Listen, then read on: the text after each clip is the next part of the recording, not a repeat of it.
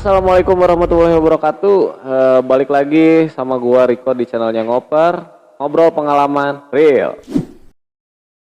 Sebelumnya gua mau ngucapin thanks banget nih buat kalian semua yang udah ikut support channel kita. Ada yang komen-komen juga, thank you banget. Lu pada gua tungguin deh ceritanya semua, ntar gua bacain deh semua di sini, oke? Oke deh, langsung aja nih. Malam ini gua mau bacain suatu bukan cerita ya, kisah nyata sih sebenarnya. Cuman memang di kisah nyata ini yang bikin gua tertarik adalah ada salah satu nama makhluk yang dilarang banget disebutin sama gua ataupun sama lu. Sementara gua tahu nih namanya karena dia sebutin namanya di situ. Ini adalah bukan sebuah ya. Salah satu sosok pocong, dimana pocong ini kalau kita sebutin namanya, dimanapun lagi apapun dari mau di Indonesia atau luar negeri pun lu pasti didatengin dan lu bakal tahu gimana wujud aslinya. Waktu itu ada 5 orang sahabat, jadi mereka adalah salah satu grup band yang udah lumayan punya nama juga di kotanya, dan mereka ditawarkan rekaman di salah satu perusahaan rekaman di daerah. Tanpa menunda-nunda, jadi mereka langsung berangkat waktu itu di hari Rabu sore. Nah, singkat cerita, mereka pun sampai di Ciawi Bogor pukul setengah 10 malam.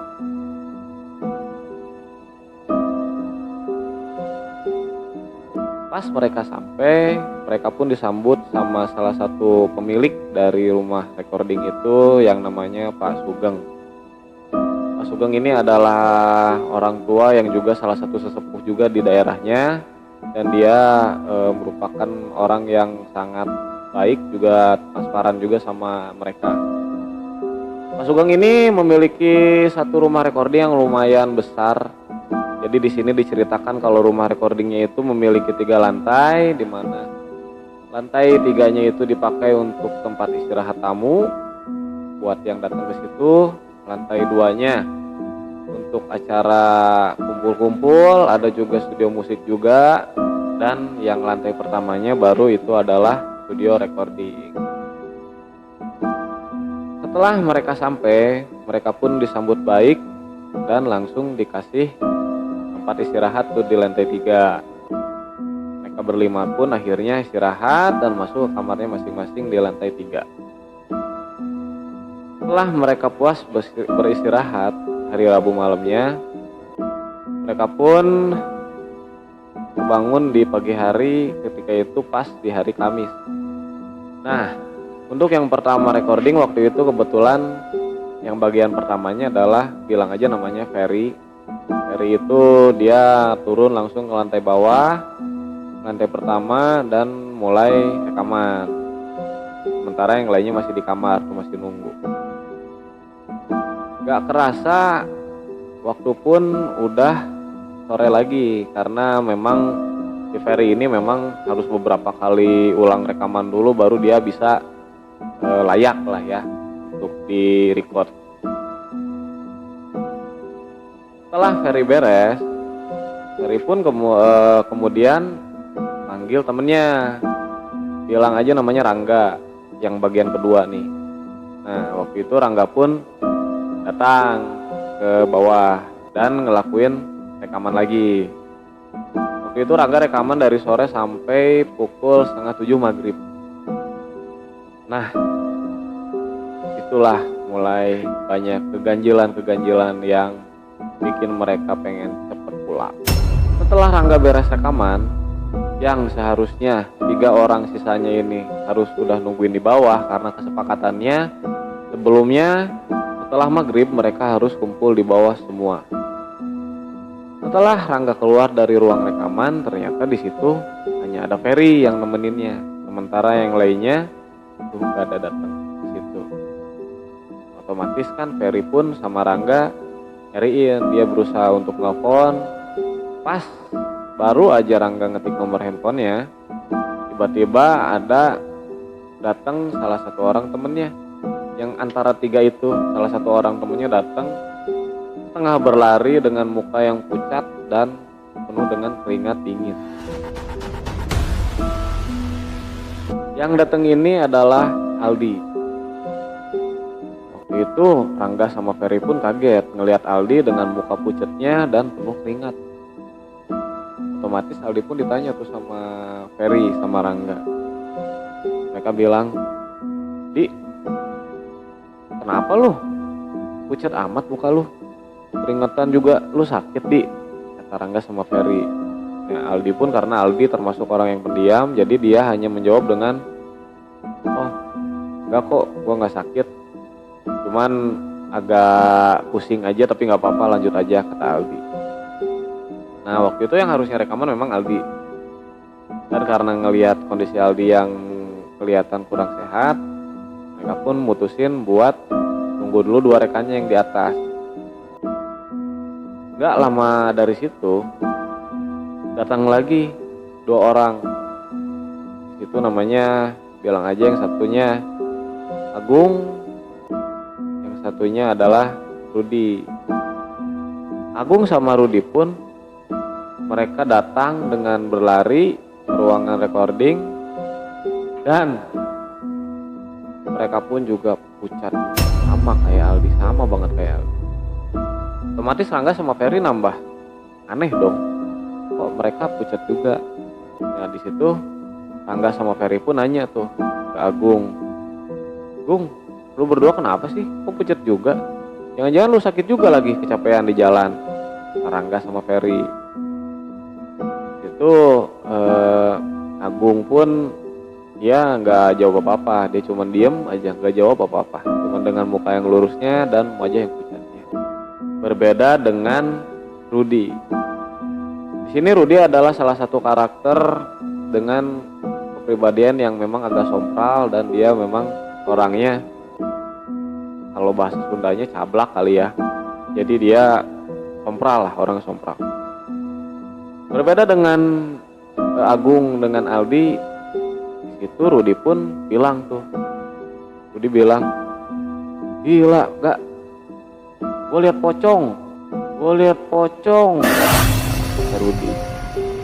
Mereka pun sentak dong dan nanya lagi ke Rudi, "Lu jangan ngarang deh, Rud. Tempat orang lu, jangan sompral," kata yang lain.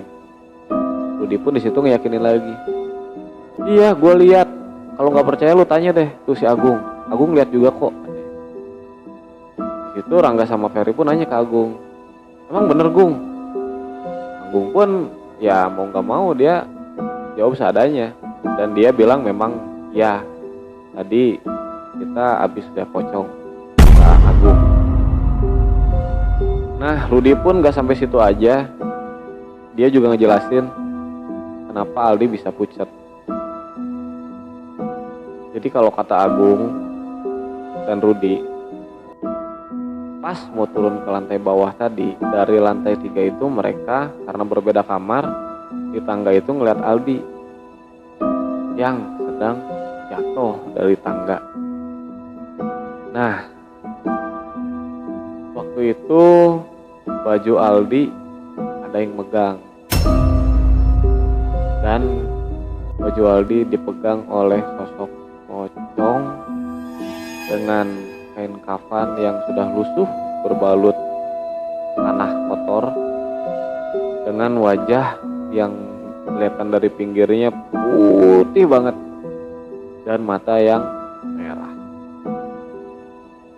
Waktu itu Agung sama Rudi yang ngelihat jelas banget dari belakang, gak bisa apa-apa tuh, teriak pun mereka gak bisa. Mereka cuma bisa balik arah dan langsung masuk ke kamarnya masing-masing. Berbeda dengan Aldi. Namun di situ Aldi nggak ngelihat pocong. Aldi cuma ngerasa bahwa bajunya kayak ada yang narik dari belakang dan akhirnya Aldi pun jatuh. Aldi pun kaget dengar cerita dari Agung sama Rudi bahwa yang narik bajunya itu adalah sosok pocong. Setelah mereka rame tuh ceritain itu, dari dalam studio recording keluarlah Pak Sugeng. Dan secara nggak sengaja Pak Sugeng pun dengar tuh cerita mereka. Mungkin memang karena Pak Sugeng gak mau ada kejadian apa-apa, jadi pada saat itu recording pun di hold tuh. Jadi ditunda keesokan harinya, dan mendadak Pak Sugeng pun malam itu ngumpulin anak-anaknya yang berlima itu. Di situ Pak Sugeng ngasih pengarahan dan jelas banget Pak Sugeng benar-benar mengingatkan sama anak-anak itu kalau di tempatnya memang tidak boleh sompral.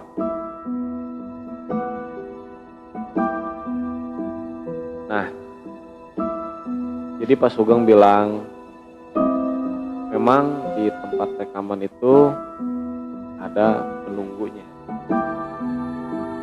yang berbentuk sosok pocong, dan memang penunggu itu udah ada sebelum Pak Sugeng diam di situ.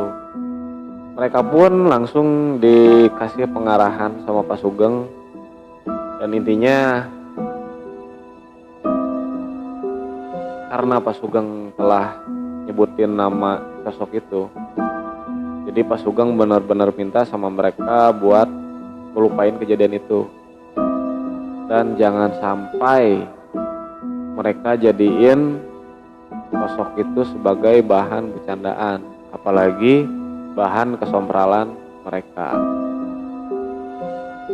Mereka pun di situ nurut-nurut aja, dan mereka kembali istirahat setelah itu.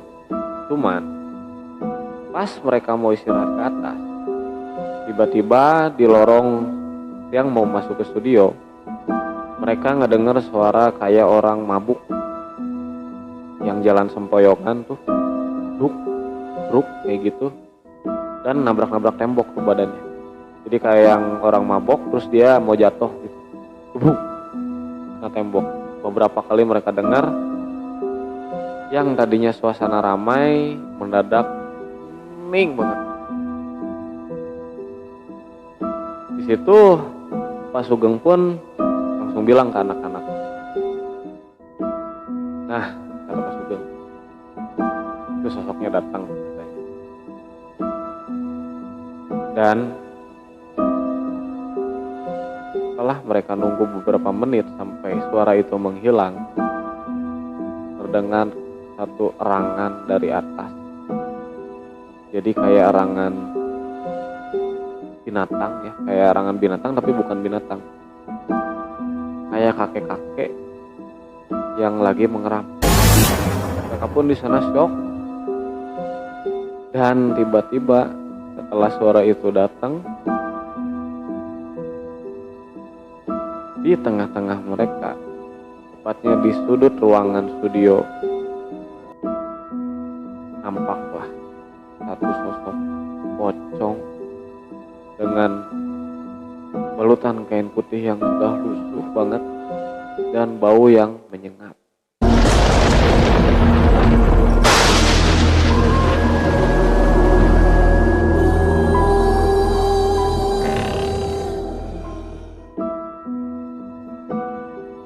Mereka semua ngeliat, gak ada satupun yang gak ngeliat itu. Malah gara-gara bau yang nyengat itu, bau busuk yang sangat menyengat itu, Aldi sempat muntah di situ. Selang beberapa menit setelah kejadian itu, Pak Sugeng pun langsung meminta agar mereka segera istirahat. Udah istirahat aja, kata Pak Sugeng. Nanti kalau masalah ini biar saya ngurus, kata Pak Sugeng. Dia juga meminta maaf karena sosok itu udah mengganggu mereka. Mereka pun istirahatlah. Yang tadinya mereka tidur di dua kamar yang berbeda, yang satu bertiga, yang satu berdua. Karena kejadian itu mereka pun akhirnya tidur sekamar. Karena nggak ada yang berani pisah tuh. Mereka berlima mutusin buat tidur satu kamar. Singkat cerita, keesokan harinya mereka ngelanjutin tuh rekamannya. Dan alhamdulillahnya nggak ada lagi tuh gangguan-gangguan. Sampai mereka pulang di hari Jumat sore ke Bandung.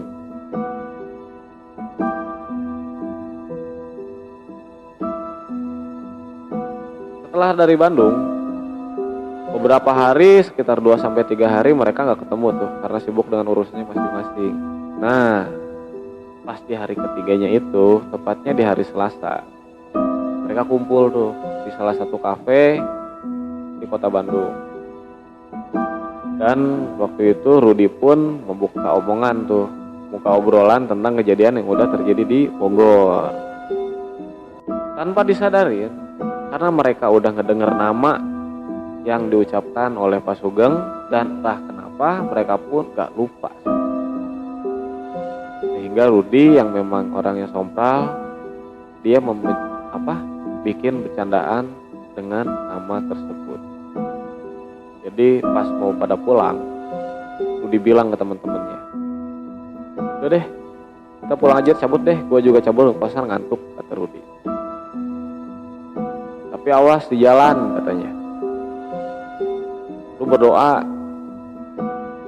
jangan sampai lu didatangin lagi sama si pocong itu. Waktu itu Rangga pun nyela tuh, Hus, kata Rangga, lu ngomong jangan kemana aja, Rut. Lu gak ingat apa kata Pak Sugeng? Saya Rangga. Namun Rudi yang memang orangnya sompral, dia malah balik nantang. Gila aja nggak lu percaya, katanya. Tuh pocong kan di Bogor, katanya. Kita kan di Bandung. Emang bisa tuh pocong ke Bandung? Kata Rudi ya, karena dia memang orangnya sompral. Rangga waktu itu pun yang kepancing sama bercandaan Rudi, dia juga, oh iya ya, kata Rangga. Dasar Mas Sugeng ada-ada aja, masa kita udah pulang masih samperin juga sama itu pocong. Mereka pun pulang ke tempatnya, ke kosannya, ke rumahnya masing-masing. Nah, pas udah nyampe kosannya, Rudi yang tadinya niat mau tidur, tiba-tiba nggak bisa tidur. Dan Rudi pun mutusin buat nonton film tuh di kosannya. Waktu itu jam udah nunjukin pukul 1:30 malam. Pas lagi asik-asiknya nonton film, tiba-tiba di depan pintu kamarnya Rudi, di luarnya terdengar suara bapak-bapak yang lagi ngedehem. Betul nggak ngedehem, kayak yang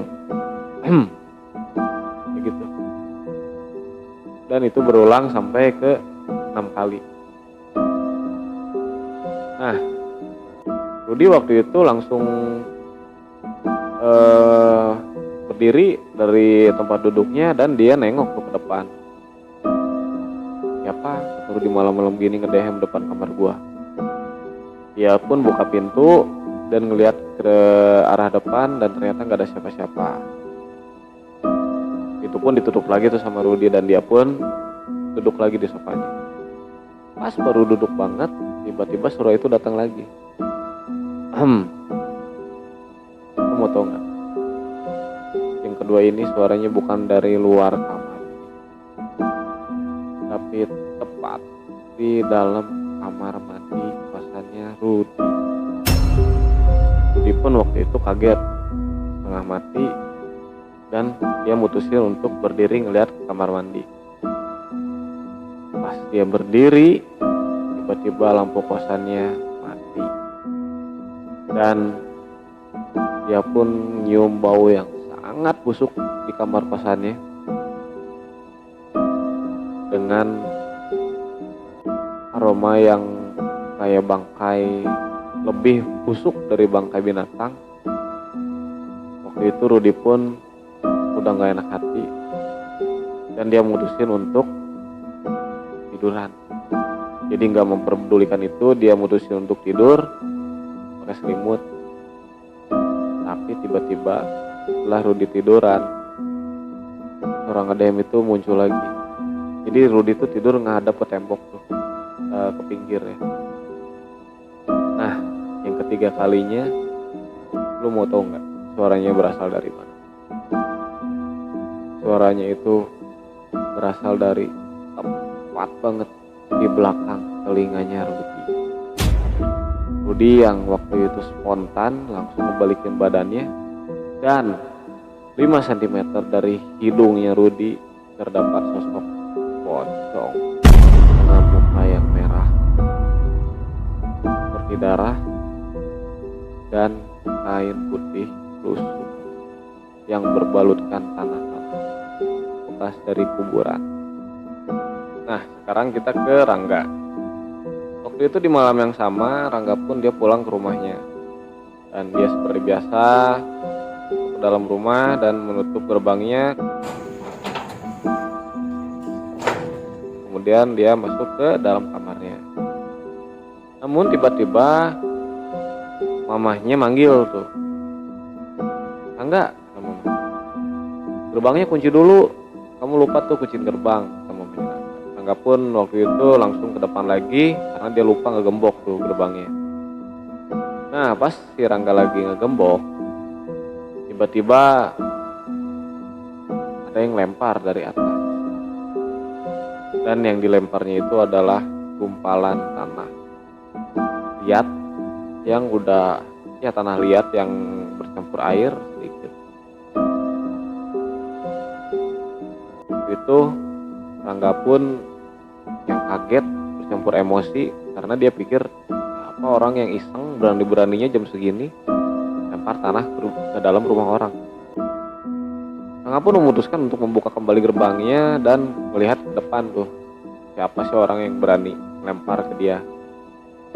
Pas Rangga ngebuka lagi gerbang, niat dia yang mau nyari orang yang lempar tanah, ternyata yang dia temuin adalah bukan orang, cuman sosok pocong.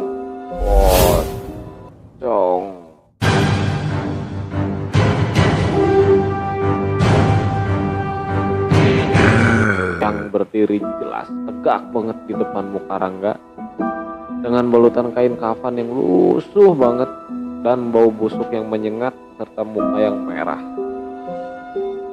Pocong itu menggerakkan kepalanya ke kiri dan ke kanan dengan kaki yang melayang yang seolah-olah ingin masuk ke tubuh Rangga.